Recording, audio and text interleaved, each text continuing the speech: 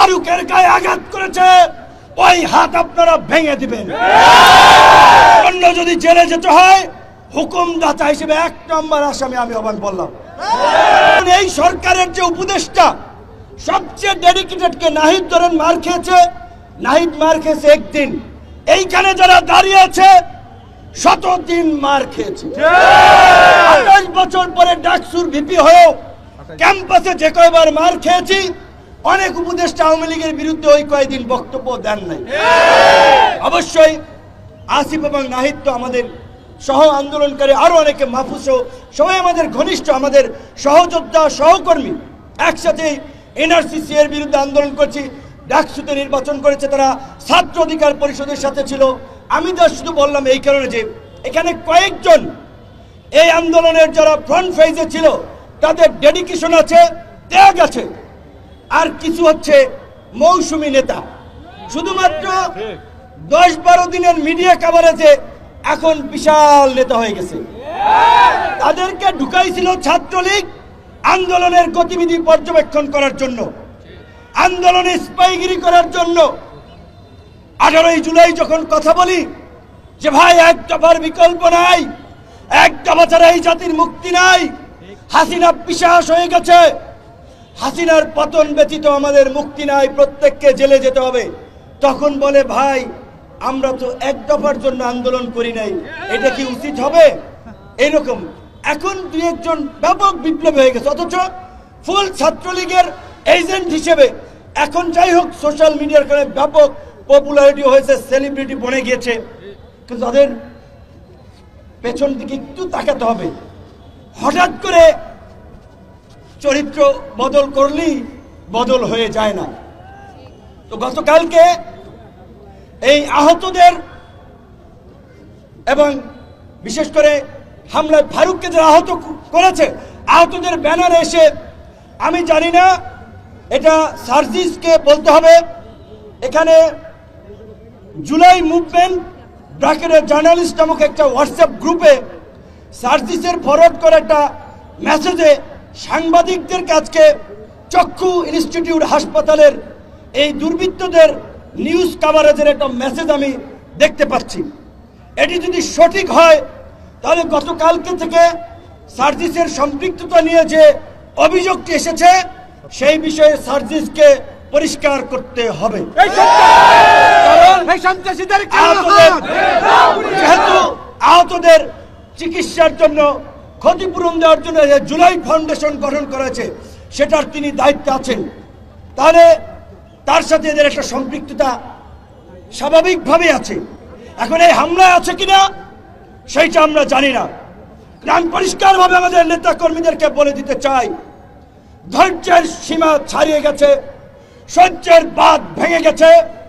আগামী 24 ঘন্টার মধ্যে এই হামলাকারী শরীফ, হিল্লোল, তনয় সহ সাইফুল সহ যারা চিহ্নিত হয়েছে তাদেরকে যদি প্রশাসন গ্রেপ্তার না করে, যেই হাত দিয়ে ফারুকের গায়ে আঘাত করেছে ওই হাত আপনারা ভেঙে দিবেন।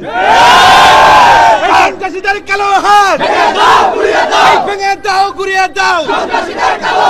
জন্য যদি জেলে যেতে হয় হুকুমদাতা হিসেবে 1 নম্বর আসামি আমি আহ্বান বললাম।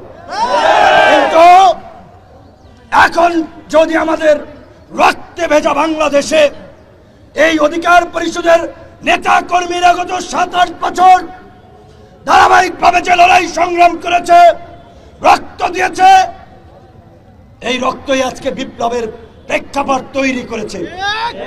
আমরা উপদেষ্টা হই নাই, সরকারে যাওয়ার জন্য আকুপাকু করি নাই, আমরা রাজনীতি করে নির্বাচিত জনপ্রতিনিধি হতে চাই। এই সরকারকে পরিষ্কারভাবে বলেছি, একমাত্র রাষ্ট্র পুনর্গঠনে সংস্কারের প্রশ্নে একমাত্র গণ অধিকার পরিষদ ব্ল্যাঙ্ক চেক দিয়েছে। আপনাদের যতদিন লাগে ক্ষমতায় থাকেন, আল্লাহর হস্তে এই যে আমাদের মধ্যে জুলাই বিপ্লবকে কেন্দ্র করেছে জাতীয় ঐক্য এবং সংহতি তৈরি হয়েছে, সেটার দিকে নজর দিয়ে সকলের মতামত দিয়ে রাষ্ট্র সংস্কার করুন। সরকারের বিরুদ্ধে বক্তব্য দিয়েছে নাকি, তাই ওই টোকাই নাকি খেপে গিয়েছে। প্রথমত হচ্ছে ওই ছোকরা ছেলে, বোঝাই যাচ্ছে ধান্দাবাজি করার জন্য এর সাথে ছবি ওর সাথে ছবি, কাজী ও কোনো গুরুত্বপূর্ণ ব্যক্তি না, সরকারের এর সাথে কোনো সম্পৃক্ততা আছে বলে আমি মনে করি না। কিংবা আন্দোলনকারীদেরও সার্জিসের নাম এসেছে, আমি বিশ্বাস করতে চাই না যে আমাদের ছোট ভাইরা এইভাবে, বা সার্জিসের বাড়ি উত্তরবঙ্গে, ফারুকের বাড়ি উত্তরবঙ্গে, তার উপরে হামলা করাতে সে সমর্থন দেবে, এটা আমার মনে হয় না। কিন্তু ঘটনাটি খুব রহস্যজনক। এই ঘটনার পেছনে দেশি বিদেশি কোনো ষড়যন্ত্র আছে কিনা সেটিও খতিয়ে দেখতে হবে। কারণ বিপ্লবের পরে প্রতি বিপ্লবের জন্য পলিটিক্যাল কিলিং হয়, রাজনৈতিক হত্যাকাণ্ড ঘটে।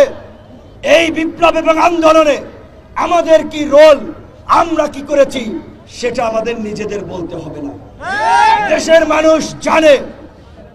তাই আমাদের জিএমপি কমিশনারের সাথে গতকালকে কথা হয়েছে, উপদেষ্টা সহ সকলকে বলবো আগামী 24 ঘন্টার মধ্যে আমরা অ্যাকশন দেখতে চাই, অন্যথায় আপনাদের উপরে কিন্তু আমরা আস্থা রাখবো না।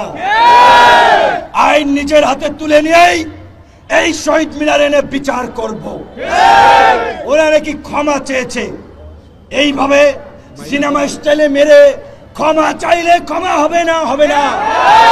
আমরা এত হাতেম তাই না। শেখ হাসিনা 2000 হত্যাকাণ্ড ঘটিয়ে শেখ হাসিনা ক্ষমা চাইলে কি তাকে ক্ষমা করব? আওয়ামী লীগের ক্ষমা আছে? কাজী যারা আবার নতুন ফ্যাসিস্ট হয়ে উঠতে চায়, দুর্বৃত্ত হয়ে উঠতে চায়, ওদেরকে উপযুক্ত শিক্ষা দেওয়া